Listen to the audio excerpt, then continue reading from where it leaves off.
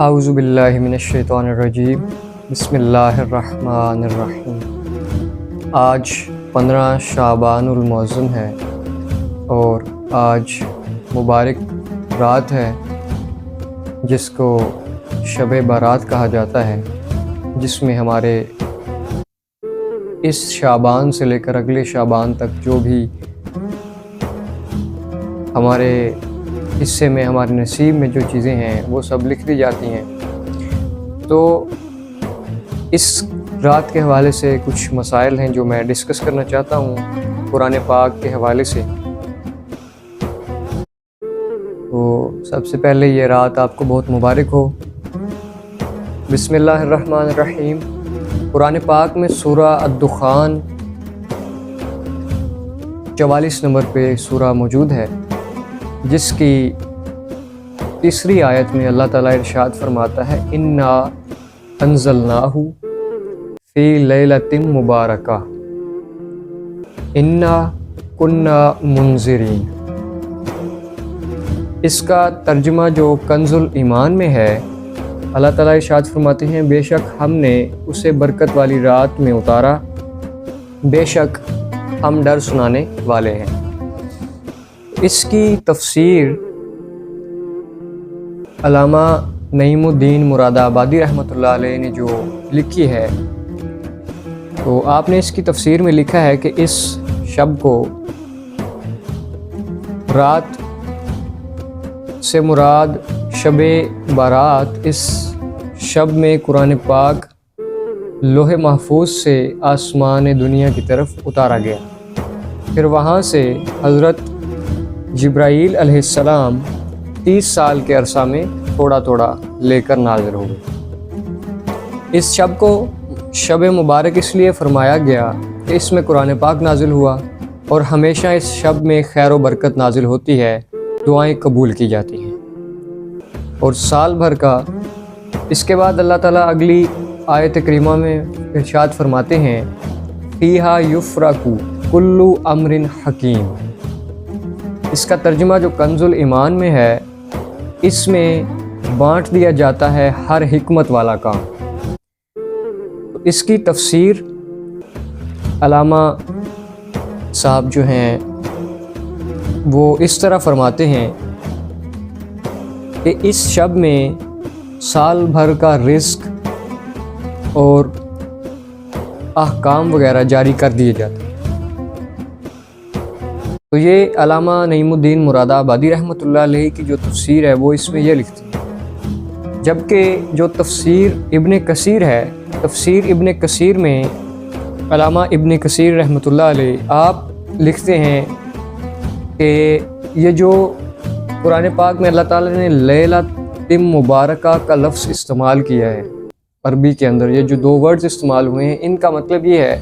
کہ یہ مبارک رات یعنی شب لیلۃ القدر کی ہے، یعنی کہ جو 27ویں کی رات ہوتی ہے رمضان المبارک کے اندر۔ تو آپ فرماتے ہیں کہ اس سے مراد جو ہے علامہ ابن کثیر، آپ یہ فرماتے ہیں کہ اس رات سے مراد لیلۃ القدر کی رات ہے جس میں قرآن پاک نازل ہوا۔ اس کی آپ دلیل یہ بیان کرتے ہیں کہ یہ جو دوسری آیہ مبارکہ ہے، اس میں ابن کثیر رحمۃ اللہ علیہ فرماتے ہیں کہ اللہ تعالیٰ ایک اور جگہ پہ قرآن پاک میں ارشاد فرماتے ہیں شہر رمضان الذی انزل فیہ القرآن۔ رمضان کا مہینہ وہ مہینہ ہے جس میں قرآن کریم اتارا گیا۔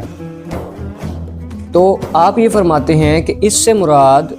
جو اللہ تعالیٰ نے یہاں پہ مبارک رات کا ذکر کیا ہے، تو یہ شب برات نہیں بلکہ شب لیلۃ القدر کی رات ہے، کیونکہ آپ فرماتے ہیں کہ یہ قرآن کی نص سے ثابت ہوتا ہے کہ قرآن کریم جو ہے وہ رمضان شریف میں نازل ہوا، کیونکہ اللہ تعالیٰ نے ایک اور جگہ پہ رمضان کا ذکر کیا ہے، تو اس سے مراد یہ رات بھی رمضان کی رات ہے۔ لیکن بعض علماء کے نزدیک یہ رات جو ہے یہ شب بارات کی رات ہے جس کے اندر قرآن کریم نازل کیا گیا۔ تو آپ علامہ ابن کثیر اپنی تفسیر ابن کثیر میں فرماتے ہیں کہ ایسا نہیں ہے، یہ ایک بے دلیل بات ہے اور سراسر یہ ایک بے دلیل قول ہے، اس لیے نص قرآن قرآن سے ثابت نہیں۔ تو آپ فرماتے ہیں کہ قرآن سے نص قرآن یعنی قرآن سے جو دوسری جگہ ثابت ہے وہ رمضان کی رات ہے۔ تو بہرحال یہ ایک دونوں علماء کا آپس میں ڈسکشن ہے۔ دوسری جو بات ہے، دوسری جو آیت کریمہ ہے، اس میں فرمایا فیہا یفرقو کل امر حکیم۔ تو علامہ ابن کثیر رحمۃ اللہ علیہ اس میں جو تفسیر بیان فرماتے ہیں کہ آپ فرماتے ہیں کہ اس شعبان سے لے کر اگلا جو شعبان ہے وہاں تک کہ تمام کام مقرر کر دیے جاتے ہیں، یہاں تک کہ نکاح کا یعنی کن کا نکاح ہونا ہے، ٹھیک ہے، یہ نکاح کی بات بھی اللہ تعالیٰ آج کی رات اس میں بیان کر دیتے ہیں، اس کا حکم جاری کر دیتے ہیں۔ اور اس کے بعد کسی کے ہاں اولاد کا ہونا، نرینہ اولاد کا ہونا، یہ بھی اللہ تعالیٰ اس رات میں لکھ دیتے ہیں۔ اس کے بعد علامہ ابن کثیر اپنی تفسیر ابن کثیر میں فرماتے ہیں کہ کسی کا وفات پا جانا بھی اللہ تعالیٰ اس رات میں لکھ دیتے ہیں۔ اور یہ آپ فرماتے ہیں کہ یہ حدیث مرسل ہے اور اس حدیث کی قرآن سے نص ثابت کرنا ضروری نہیں۔ تو آپ فرماتے ہیں کہ یہ ساری چیزیں اللہ تعالیٰ اس رات میں ثابت کرتے ہیں۔ نیکی اور بدی جو ہے وہ اس رات اللہ تعالیٰ اس کی حجت مخلوق پر قائم کر دیتا ہے کہ کس کو نیک بنانا ہے، کس کو بدی عطا کرنی ہے۔ تو یہ اللہ تعالیٰ جو ہے وہ علم، تاکہ لوگ جو ہیں اس علم شرعی کو حاصل کر سکیں، اللہ تعالیٰ اس رات میں یہ ساری چیزیں نازل فرما دیتے ہیں۔ تو آپ آگے فرماتے ہیں کہ لوح محفوظ سے ایک کاتب جو ہے وہ فرشتوں کے حوالے کیا جاتا ہے، کاتب کہتے ہیں لکھنے والے کو۔ تو لوح محفوظ سے اس رات یعنی شعبان کی 15ویں رات، شب برات کی رات کو ایک کاتب جو ہے وہ فرشتوں کے حوالے کیا جاتا ہے، جو کیا کرتا ہے، وہ تمام جو مخلوقات ہیں ان کے تمام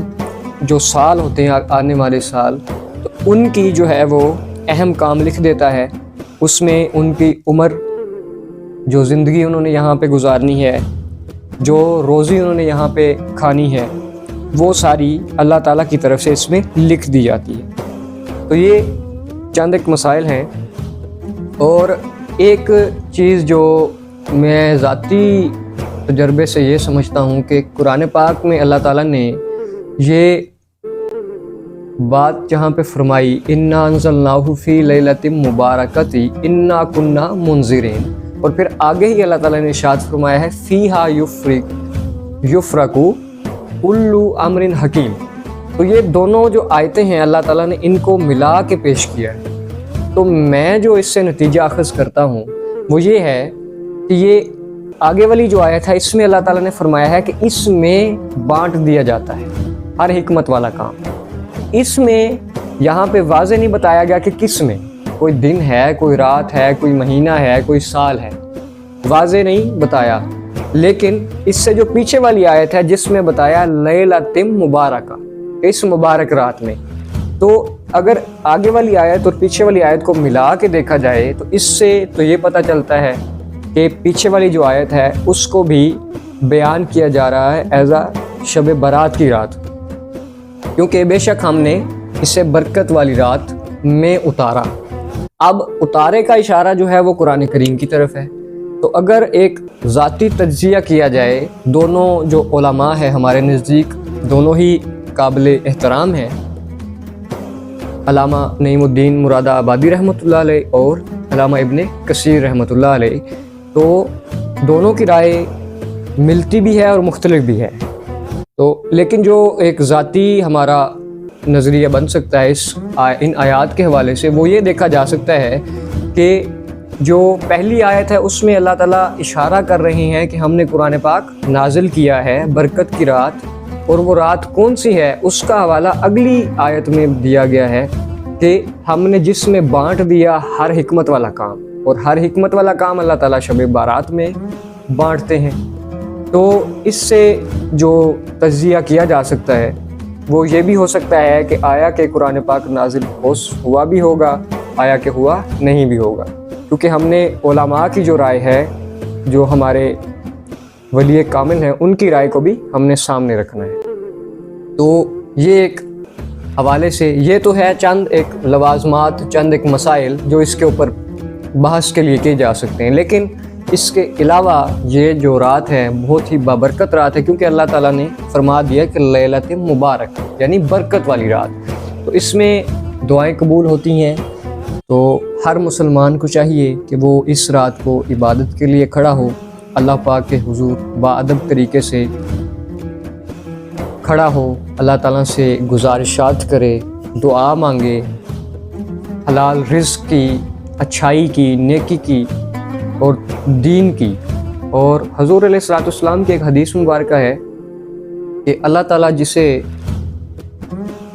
حکمت دینا چاہتے ہیں یا جس کی عزت و تکریم کرنا چاہتے ہیں، اسے دین کا علم سکھا دیا جاتا ہے۔ تو ہمیں یہ دنیا کے ساتھ ساتھ تھوڑا تھوڑا دین کو بھی سیکھنا چاہیے، بجائے کہ ہم